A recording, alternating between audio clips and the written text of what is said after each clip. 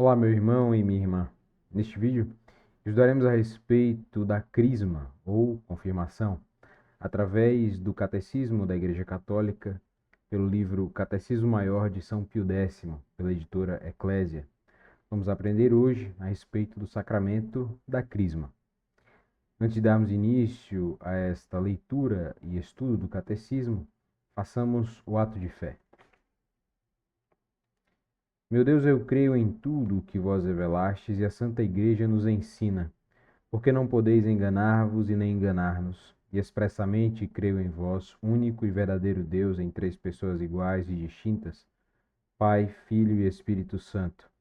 E creio em Jesus Cristo, Filho de Deus encarnado, morto e ressuscitado por nós, e que a cada um dará segundo as suas obras o prêmio ou o castigo eterno.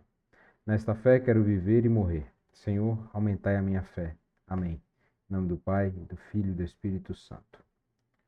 Bom, o que é o sacramento da crisma?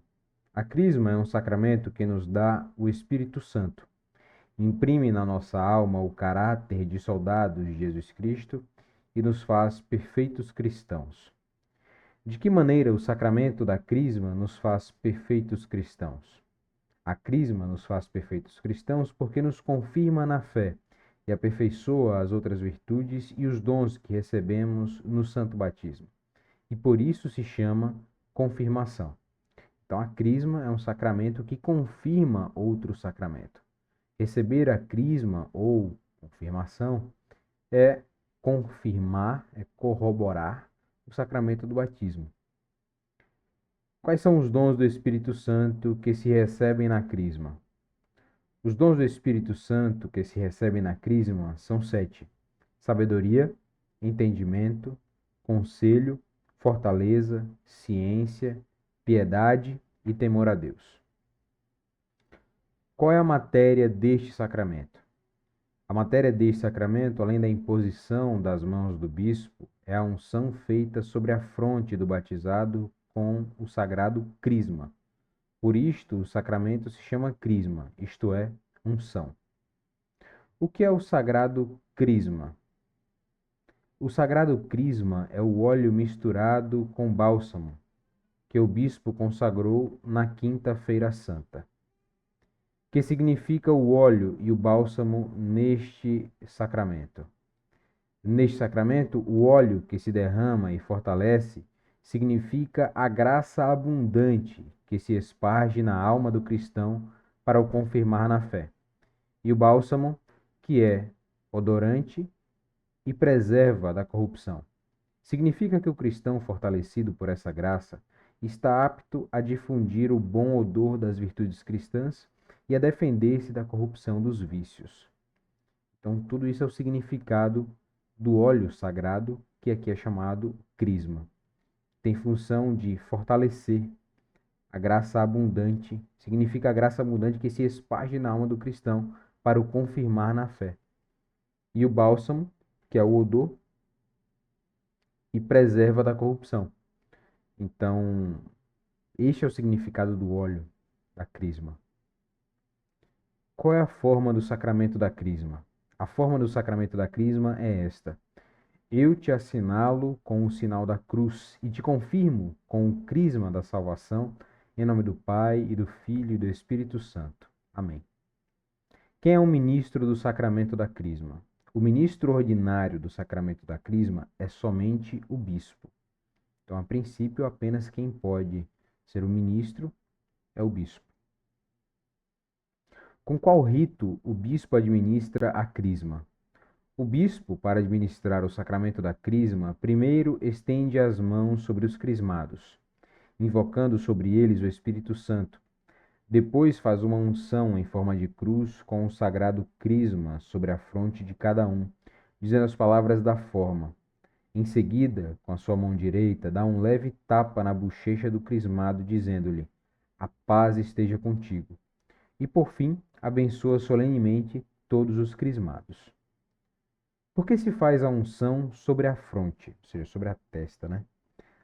Faz-se a função sobre a fronte, onde aparecem os sinais do temor e da vergonha, a fim de que o crismado entenda que não deve se envergonhar do nome e da profissão de cristão, nem ter medo dos inimigos da fé. Então, há todo um significado neste rito, né, de ser crismado. Por que se dá um leve tapa no crismado? Dá-se um leve tapa no crismado para que ele saiba que deve estar pronto a sofrer toda a afronta e toda a pena pela fé de Jesus Cristo. Todos devem procurar receber o sacramento da crisma? Sim, todos devem procurar receber o sacramento da crisma e fazer com que seus dependentes o recebam.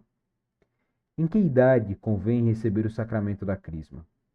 A idade em que convém receber o sacramento da crisma é a de cerca de 7 anos, porque então costumam começar as tentações e já se pode conhecer bastante a graça desse sacramento e recordar-se de o ter recebido. Então, seria aqui a idade do entendimento, de certa forma, né? É quando a pessoa já de fato começa a vivenciar algumas tentações, a já ser alvo de tentações e já ter uma certa noção, até capaz de no futuro lembrar-se de ter sido crismado. Quais disposições se exigem para receber dignamente o sacramento da crisma? Para receber dignamente o sacramento da crisma, é necessário estar na graça de Deus, conhecer os mistérios da nossa santa fé e aproximar-se dele com reverência e devoção. Pecaria quem recebesse a crisma pela segunda vez? Cometeria um sacrilégio, porque a crisma é um dos sacramentos que imprimem caráter na alma e que, por isto, podem ser recebidos uma só vez, tal como o batismo. Quem é batizado só pode ser batizado uma só vez, porque ali já foi imprimido o caráter de cristão. E na crisma é imprimido o caráter de soldado de Cristo. O que deve fazer o cristão para conservar a graça da crisma? Para conservar a graça da crisma, o cristão deve frequentemente orar, fazer boas obras e viver segundo a lei de Jesus Cristo, sem respeitos humanos. Porque também há padrinhos e madrinhas na crisma, a fim de que eles, com as palavras e com o exemplo, orientem o crismado no caminho da salvação e o auxiliem no combate espiritual.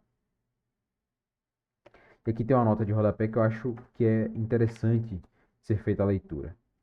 Diz ainda o catecismo hoje vigente, abre aspas, todo batizado ainda não confirmado, ou seja, ainda não crismado, pode e deve receber o sacramento da confirmação, uma vez que batismo, confirmação e Eucaristia formam uma unidade. Segue-se que os fiéis têm obrigação de receber esse sacramento no tempo devido, porque sem a confirmação e a Eucaristia, o sacramento do batismo é, sem dúvida, válido e eficaz, mas a iniciação cristã fica incompleta. Então, é como se a pessoa foi batizada, ok, tornou-se cristão, mas ainda não um perfeito cristão. O costume latino, desde há séculos, aponta a idade da razão como referência para se receber a confirmação. Em perigo de morte, porém, devem confirmar-se as crianças, mesmo que ainda não tenham atingido a idade da razão. Quais condições se exigem do padrinho da crisma? Do crisma, né? O padrinho deve ser de idade conveniente, católico, crismado, instruído nas coisas mais necessárias da religião e de bons costumes. O padrinho de crisma contrai algum parentesco com o crismado e com seus pais? O padrinho de crisma contrai o mesmo parentesco espiritual de um padrinho de batismo. Então, um padrinho de crisma tem uma responsabilidade muito grande para com aquele a quem ele apadrinhou. Não é qualquer pessoa que deve ser escolhida para ser um padrinho de crisma. Vivenciar a fé católica é fácil quando a gente entende que Deus é Deus. Mais difícil quando reconhecemos nossa natureza humana impotente, carente, dependente de Deus. Conhecer os sacramentos é para mim, e espero que seja para você também, fundamental para entender o que de fato nos torna cristãos. Não basta simplesmente levantar a mão e falar, eu acredito em Deus. Isso não é suficiente. Visto que, como a própria Sagrada Escritura nos diz, o próprio diabo reconhece que Deus é Deus. O diabo também crê. Então não basta apenas crer, é necessário crer e vivenciar. A fé sem obras é morta, e a obra não simplesmente é uma questão de ser salvo pelas obras, não é isto. Somos salvos pela graça de Deus em nossas vidas. Mas, se admitimos que Deus é Deus e que Deus é o nosso Senhor, então necessariamente esta fé é testificada em obras. A nossa fé vai ser traduzida por uma vida de busca por santidade. Mesmo que pequemos, mesmo que caiamos, mesmo que falhemos, é necessário que busquemos uma vida de constante presença de Deus. Este é o ponto. Pecou, levante-se, peça perdão a Deus. Falhou, levante-se, peça perdão a Deus. Foi fraco, fraca, levante-se, peça perdão a Deus e caminhe em direção a Deus. Este é a nossa jornada como católicos. Que Deus nos abençoe. No próximo vídeo falaremos a respeito do sacramento da Eucaristia. Que Deus nos abençoe. Amém.